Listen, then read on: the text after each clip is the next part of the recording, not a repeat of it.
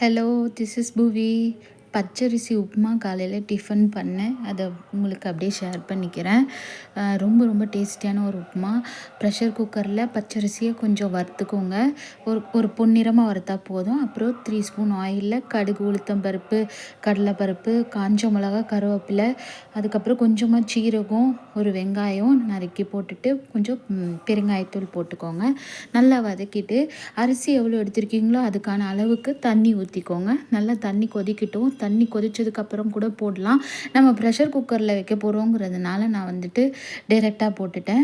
அரிசி வந்துட்டு வாஷ் பண்ணி நான் ஆல்ரெடி காய வச்சுருக்கிறது.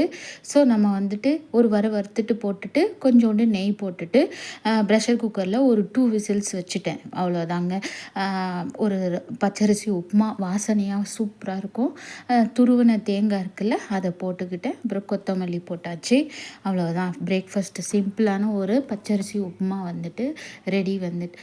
இது வந்துட்டு நீங்கள் அப்படியே வெறுமனே சாப்பிட்லாம். நான் மிளகா பொடி வச்சு சாப்பிட்டேன். கொஞ்சம் வந்துட்டு உப்புமா கன்சிஸ்டன்சி குழன்னு இருக்கிற மாதிரி தான் இருக்கணும். அப்போ தான் வந்து அரிசி உப்புமா நல்லாயிருக்கும். உதிரியாக பண்ணுறதுனா கூட நீங்கள் வெறுமனே மூடி வச்சு கூட நீங்கள் வேக வச்சு பண்ணலாம். பட் எனக்கு வந்து இந்த மாதிரி சாகி கன்சிஸ்டன்சியில் இருக்கணும் எனக்கு உப்புமா. அப்போ எனக்கு பிடிக்கும். Okay, bye bye, see you later, bye.